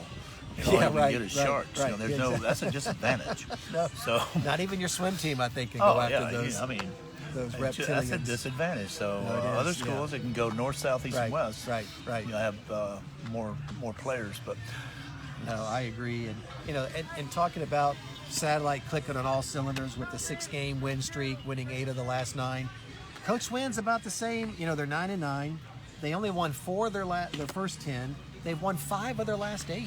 So again, he's kind of the second half of the season has turned things around. And they lost to Rockledge earlier in the month, 5-4 in 12 innings. Again, anytime you play Coach Claiborne 12 and come away with a close loss or win, they only lost 7-3 against MCC. Now MCC, Space Coast, and Holy Trinity are in their district. I think we talked about now because of travel, the FHSEA does not require you to play a district schedule, so they go by Max Preps rankings when they seed you for districts. But they played Holy Trinity and their district, beat them 13-5. They played Space Coast and their district, beat them 5-4. And MCC, who is ranked number 12 in 3A, and we know is a good team, only lost 7-3. So going into districts, Cocoa Beach also looking pretty good. yeah, not bad. I didn't know that. That was pretty impressive. With 5 8th graders. I think you got, I don't have my glasses. You got, yeah, so we got the coaches right there. Yeah. Again, just talking about, like Doug said, the coaches, again, it's a camaraderie. And even in the midst of a 1-0 battle, coaches talking in between innings, and that's a great thing to see. And I had never met Coach Winn before. Class act. Again, thank him for his service, being in the Marines and serving in Afghanistan. And now he's back here giving to the community where he grew up. Yeah, and he was a bad dude too. I can tell you that much. So not only as an athlete, tell me but first, as a. when you first meet him. Well, I was teaching at Hoover. And he was one of my football players. Okay. And I gotta tell you something, he would hit you. If he hit you, you knew it. And just a great kid, great family. Just fun type of kid. And give you 110%. Yeah, that's great. And then he went on to, I think, he played at Merritt Island. They'd win, a couple state championships? He came to Satellite and then transferred to Merritt Island. They won 2 state championships in baseball. Wow. And he had stops at LSU, Eastern Florida, St. Pete College, and South Carolina. And also he was drafted. Also, he played in the College World Series. Yeah, how about that? He played with, I think if I remember, they were the number 2 seed.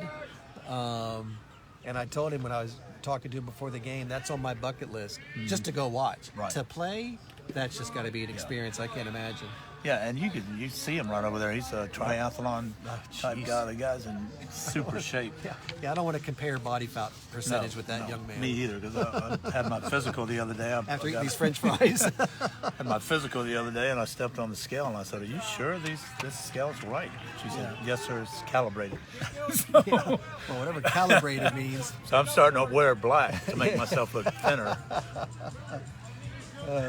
I hate that. Whenever they weigh me, I got my shoes and everything on. I'm like, wait a second. Come on, let's be fair about this. Come on. At least take my shoes off. Yeah, exactly. Satellite's got a runner on first, no outs. Up to the plate is Willie Hendry. Got a single. I tell you what, these pitchers, they're going after these runners. Even though we've had a couple snafus, they're not backing down. I really like Willie here. He's a good player, good hustler, good defensive player. Dad was a JV coach here when my son played. Graduated in 18. Now, was that the young man we talked to at the time? He was just coming off an injury. Yes. Was that him? I think that was his first night back. Yeah. Yep. But he's had a great game tonight. He's had a couple hits. Yeah, like I say, I know he's got at least one single. Again, we're in the bottom of the 5th inning. Satellite's up by 1 in case you just joined us. They got a runner on first, no outs. Oh, look at here. Oh, no. Is he going to back him up? Okay, good. Yep, had the right idea, a little bit low on the throw. But again, what an outstanding job these outfielders have done. Center fielder right there. I thought that runner was going to go to third easily, but no, he was right there. And again, Coach Gaudy doing the right thing, holding him at second. Because again, you got no outs. Why take a chance? Exactly. And that shortstop's got a good arm. Sure does. But I can tell you, both coaches have been gambling tonight for sure. Yeah, no, you know what? Listen, last game of the season, what are you holding back for? You got districts next week. Well, like you said at the beginning of the game, it's a huge rivalry. Sure is. And these both coaches want to win. Right. And I'm looking at the stands, good crowd for both Satellite and Cocoa Beach. I think I mentioned earlier, first 4 games, Cocoa Beach had at home. Good news is they're getting their field redone. The bad news is the last 15 games have been away. They got their senior night in before that. So it's good to see the Minutemen fans following the team like they do. They've had no choice, unfortunately, the last 15 games. Looks like we're at 10%. Oh, is it? All right. Okay, we got a hit. Oh, nice over hit. the second baseman's head. He's going to send him home. Throw's coming in. Oh, nice throw. Nice throw. All right, so we're going to see how we're doing. We're always adjusting, putting the battery pack on. Is it showing that it is on? I can't tell. I think so. Yep, all right. So, battery pack's in. Let's see how we do. It could be the first game that we finish all in one take. We're down to 10%. We're getting better. Press But we box got overtime. That's right. We battery pack is on. I do believe I see the Thunderbolt sign. Yep. So I think we're charging, so we're good. So now we got. How many times have we said runners on the corners? Both teams have had runners on first and third. Satellite's got runners first and third, no outs. 21, Brock Hamilton's up, pops it up. Looks like it's going to go to the shortstop, who you said has a really good arm. Catches it, nobody's moving. And that was an out they needed right there with 2 on and no outs. So here we are again. Runners on the corners, 1 out. Coach going to send him to second? I would think so. Maybe not the first pitch, but I think he's going to send him. I think the last time we saw that, the catcher actually went to third. Right. And I thought that was a real good play, just to kind of keep him figuring out, let the guy, don't take the chance going to second. Now we got a left-handed batter. Boy, if he can get it through the infield. There we go. All right, so he sent him. And again, it's kind of like tic-tac-toe. If the middle square is open, you're taking it. Yeah. Well, you get that runner in scoring position if he gets a hit. So. Right. And now they're not, as you know, first base is open. Don't have to run, depending on if it's a pop out. So it also a little bit of pressure off of the base runners. But again, 1 out here in the bottom of the 5th. Okay, and that's a new rule too, where now you can just say you're going to want. I don't know if I like that, because sometimes something can happen when you're throwing those balls. Oh, yeah, I've seen it happen. I've actually seen the batter step over and hit the ball. I have too. Yes, I have. Yep. And that surprises the defense for sure. We got a timeout here, looks like. Yeah, and I think they do this in college too, where if you just tell the umpire whatever the sign is that you're going to walk. So we got the bases loaded here in the bottom of the 5th. Satellite leads by 1, and there's 1 out. Little timeout on the field. And I do want to take a second. Let me get my notes here. As we mentioned earlier, it is senior night here at Satellite. We had the privilege of recording that and doing the broadcast live. Thank you to Mr. Eddie Montanez for doing the announcing up in the booth. So for any parents or grandparents or community here in Satellite, it is on our Facebook group, Pressbox Overtime. However, to make it easier on the fans, especially those who might not have Facebook, when I get home tonight, gotta have my snack first, Doug. I might have an ice cream sandwich because you got me on that. I will load that video on our YouTube channel, which is also Pressbox Overtime, so you can watch senior night if you would like to, especially the young men that were in it and didn't get to see it. And also at the end of the game, we will download the game on YouTube channel, Pressbox Overtime. Again, for those who don't have Facebook or having to scroll through the Facebook group trying to find it. So we appreciate, again, Coach Gaudy having us out here for our 2nd time. It was a privilege to do senior night, and make sure you catch that in the game on Pressbox Overtime, YouTube, or Facebook. And that is a shot right into right field. He's throwing it home, cut off by the pitcher. Very good.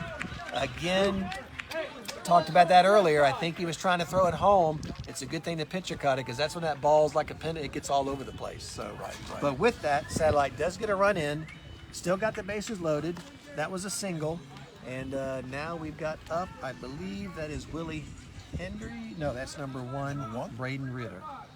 I think with 1 out. Yeah, with 1 out. So again, Satellite already scored 1, looking to maybe break things open heading into the last 2 innings. A little high. Now, I think we've seen 1 walk today, which again, that's pretty impressive. That is very impressive. Good pitching tonight. Sure is.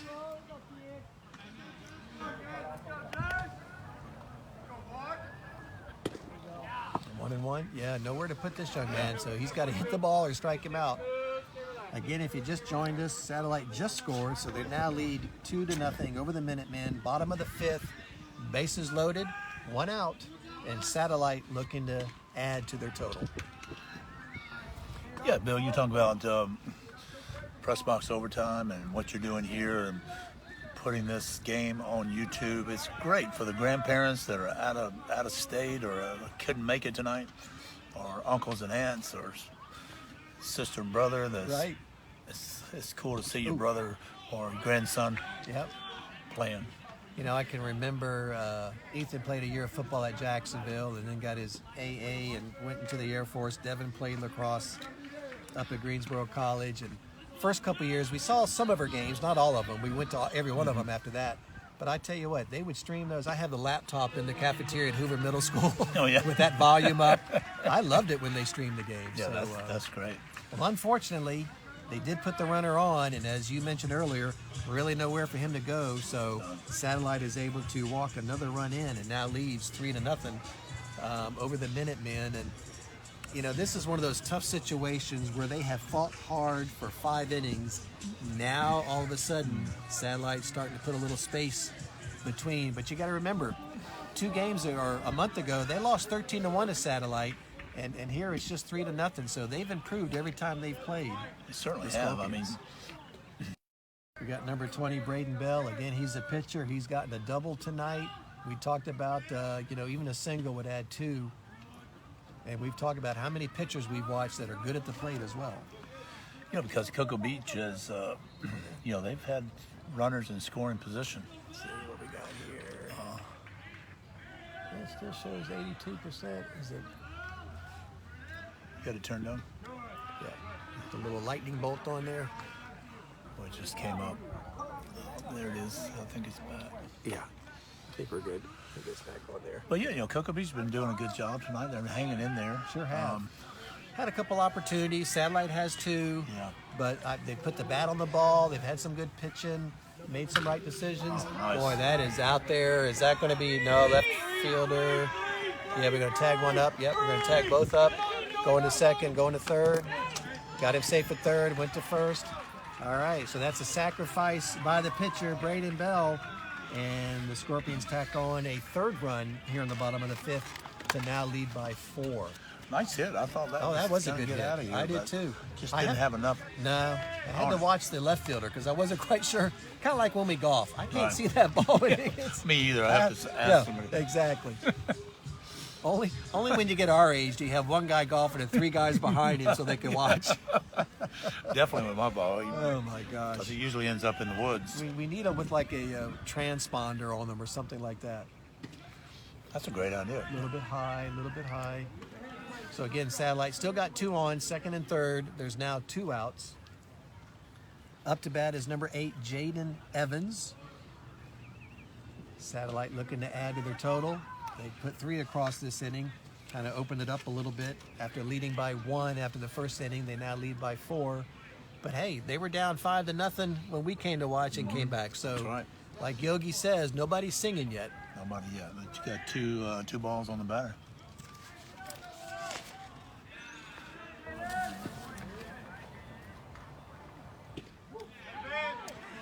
A little bit about Cocoa Beach. You know, I always look at how many runs they score and give up. Last year, they scored 4, gave up 4.8. That's not usually what you want to do.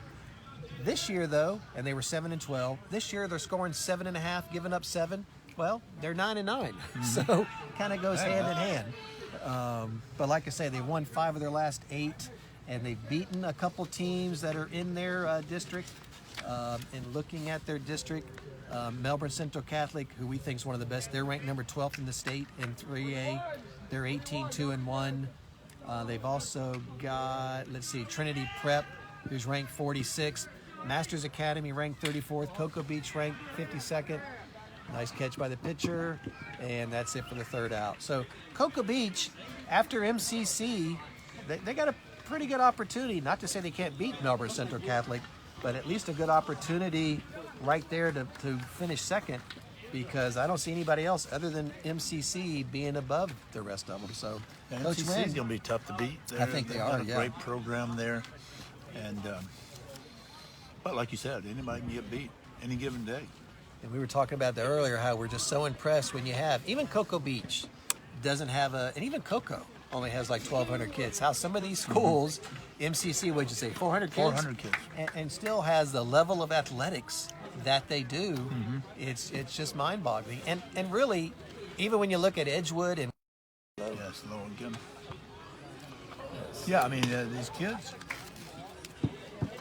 a lot of kids, you know, they choose the private schools because of their religion. sure, You know, like MCC, Catholic kid may want to go there as opposed to the public school.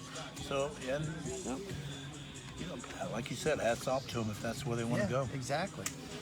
and to still have the opportunity to play top-level varsity sports.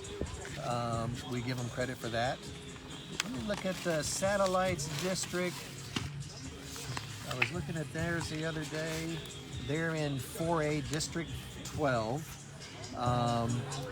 And again, they haven't played Merritt Island, who is in their district. Merritt Island's 15-6-1.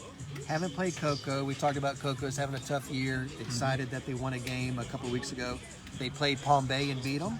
They played Astronaut and beat them. And they played Titusville and beat them twice. So they've beaten 3 of their 6 teams. But Jensen Beach ranked 4th in the state. Merritt Island ranked 9th.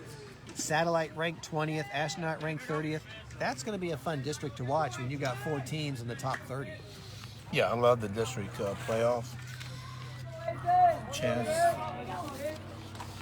And I'm not sure if it's like football that even if you don't finish at the runner-up, maybe because of max preps, you might still get into the playoffs. That's a possibility, yeah. So we got number 3, AJ Bravo. I hope I didn't pronounce this, so we're going to call him AJ. He's up, and again, it's 1 ball, 2 strikes, top of the 6th. Satellite pushed over 3 additional runs in the bottom of the 5th and leads 4-0 as Cocoa Beach is down to their last 6 outs. Boy, that's Brandon Bell. He's still pitching. Yep. That's an 8th grader to get up there. I think we got a senior pitching. Let's see. Know, let me see if he's. I would be scared to death. Yeah, I don't know about you. Yeah, I don't know. That takes a lot of courage to get up there. Let me see what Bell. I don't think he was. Yeah, he's a senior. And since Doug brought that up, hats off to Braden Bell, Jaden Evans, Corey Russell, Joe Costin, Colin Rozak, and Jason Alati, the 6 seniors that were recognized tonight. Hats off. But yeah, and there could be a 4 or 5 year age difference between those 2 kids. Oh, absolutely. I would be shaking in my boots. You get in the batter's I'd box. be calling my mom to come get me. Exactly. Get my mom in the batter's box. Yeah. I'm just, oh my gosh. You know, the pitching is so great in this county, man. There's some kids man, that can there throw are. that ball. I believe, is it Melbourne? Is it Trey Wheeler, I believe, that's on the mound and a hitter? I mean, and of course, we've had some that have been drafted, 2 in the first round a couple of years ago, right? Merritt Island kid and Denenberg and the young man from Oak Alley. Right. I mean, that's just Great athletes in Brevard County. Sure are. All sports. And I was talking to Coach Winn earlier. Oh, man, I'll tell you what. Well, you know, we talk about the great athletics in Brevard County. Satellite High School had probably their best record in basketball this year. Oh, my gosh. With Coach Creatura Sure did. and his team. Yep. Player of the year. I think they split. I think Space Coast or I don't know if it was Space Coast Daily, Brevard Sports Network, or Florida Today, but one gave Player of the Year. They split it between the 2 players. But yeah, hats off to them. And I watched some of their games that were streamed, and boy, you just talk about, you know, passing and the assist and the intelligence of that team, I think really put them above some of the others. Yeah, some great coaching there by Paul Creatora. Oh, yeah. And just fun to watch. I watched probably 5 or 6 of their games. Just a fun team to watch, and they're winners. They were winners. Yeah. And by intelligence, I mean they had a good game plan and they stuck to it. Right. And that was exciting to watch. So we got number 11 up, Ian Calvera. And he has flown out. Right-handed batter. We got 2 outs. Again, top of the 6th. So let me ask you, you've had 3 boys that played college. So you got 2 outs. You're down by 4. Why would you bunt here? Well, I think they're just trying to get something going. Yeah, okay. You know, small ball and get the kid on base. Okay. You know, Satellite's probably not suspecting a bunt. You know. Right. Maybe the kid's got some wheels. Could be. You know, a good thing I'm appreciative of the couple years I played T-ball or not T-ball, T-shirt ball, I think, Little League. Coach never asked me to bunt. I'm like, either. Coach, you get me in the batter's box. Yeah. That's a plus. Yeah. Forget about sticking my head over it. I couldn't run out of sight, you know. No, He never bunted me. I said, Coach, give me. I'm good at it. Oh my gosh. That is still an art. And you even watch the pros. That's still tough to do. Oh, it really is. So young man ended up getting a walk. So we got 2 outs. We've got number 7, Joey, up to bat. And again, One runner on first. Yeah, I don't want to mess up his last name. I just call him Joey. But right now, like you say, just small ball. I remember watching a video years ago of, all right, who was?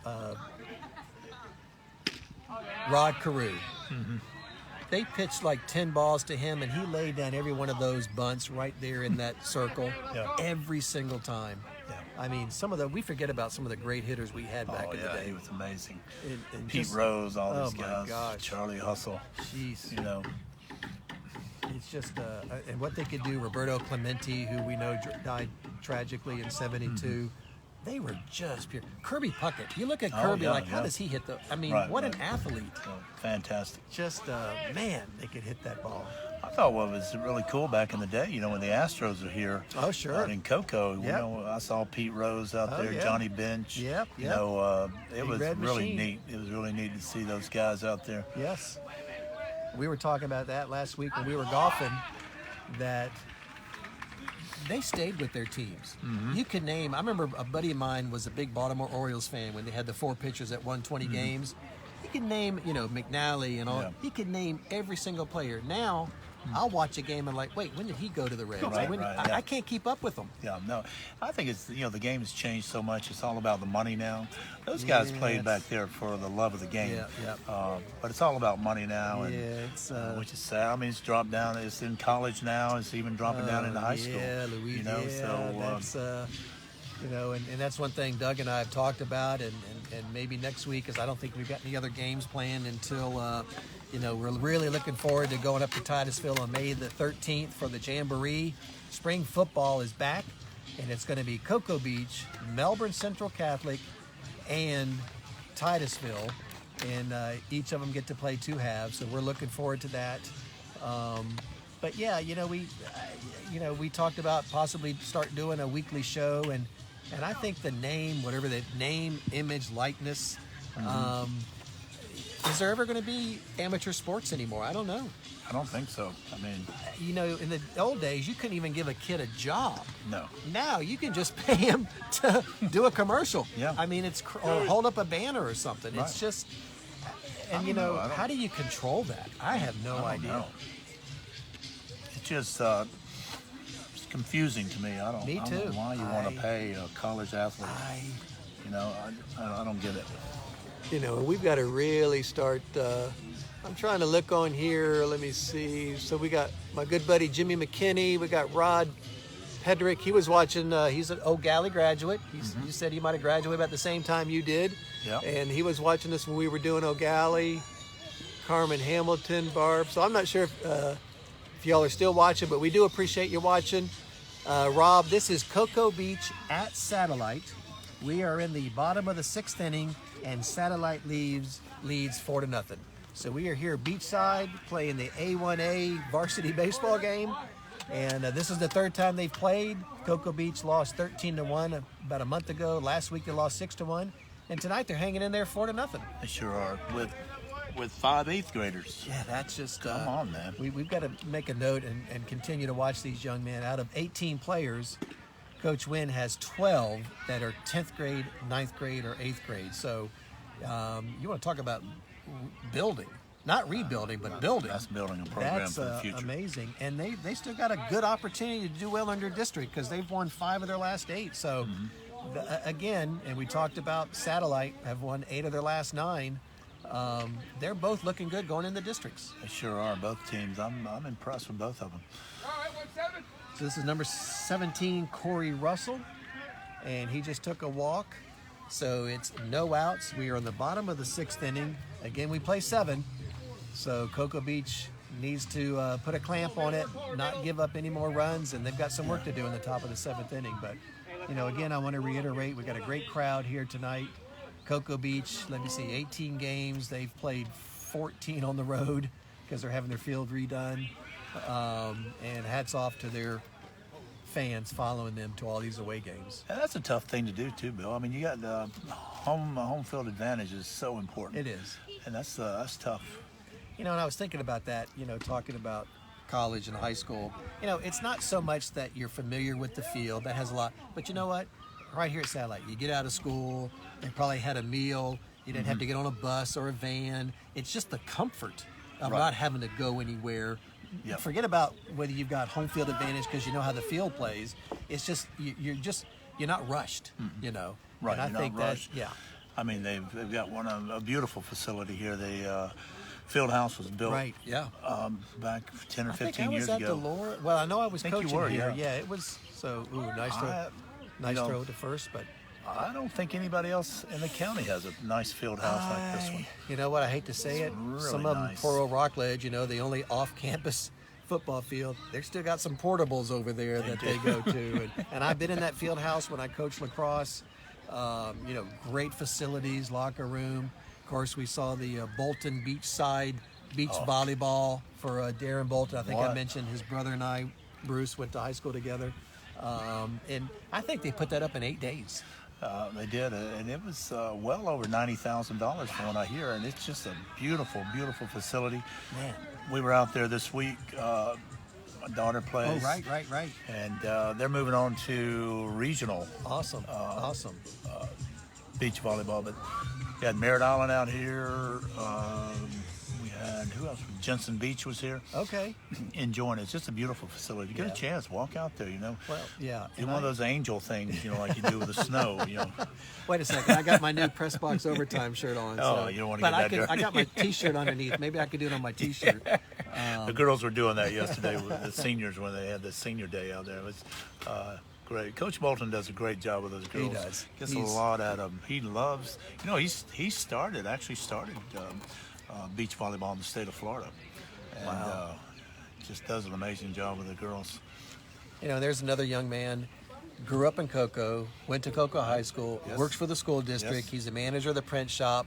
And again, he's been doing this longer than I can remember. Forever. And like I say, his brother Bruce, who I keep up with on Facebook, lives over in Orlando. It's just, and again, I can't reiterate enough how people go to school in Brevard, grow up, and like me, I went away for 10, 15 years working retail. When I decided to get back into teaching, there's no better place than Brevard to either teach or raise my kids. And we talk about TJ, we talk about Coach Winn coming back home and giving back because it treated us well. Right.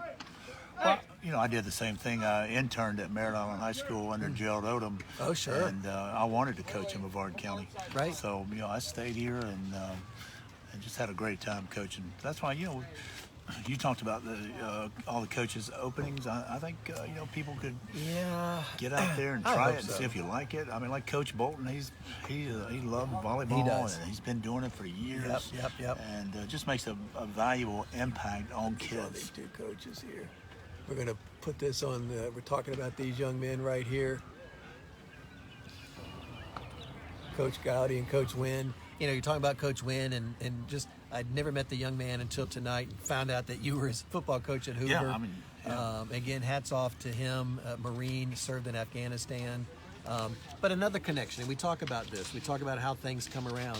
So Coach Gaudy comes from Cocoa back to Satellite to coach baseball and be the athletic director to take over for Jason Arnold, who went to Eastern Florida. And when Coach Winn came back to the area and wanted to get into coaching, Coach Arnold got him involved. It must be, I don't know if it's a semi-pro team, but Brevard Aces, I think it's in that article. Yeah, it's a travel team. Travel team, okay, a travel Coach Arnold team. was involved in that. My son played for them. Okay, so again, they both have a connection to Coach Arnold. Let's see if am I getting that messed up for you? Yeah, here you go. Got it. But again, and of course, Coach Arnold, he is a youth pastor now, and just, I was fortunate to have gotten to know him when Devin went to school here, and for the short period of time, he was the athletic director before he went to Eastern Florida when I was the county athletic director, and Yeah, you can't ask for a better guy. No, he did a great job here at Satellite. Kids loved him, you know. He just And again, great coach. and he's still working with kids, and he's building, like these two coaches, he's building young men and women through the church. And just like as I watch these two coaches, you know, they know from experience there's more after high school than baseball, and there's lessons out here that are being taught. Oh, absolutely. So this is number 6. Friend of yours, you said you know his dad, Willie Hendry. Willie Hendry. Oh, nice hit right up the nice middle. hit. But there's that little 8th grader. Look at there. And he starts the double play. Did he get it?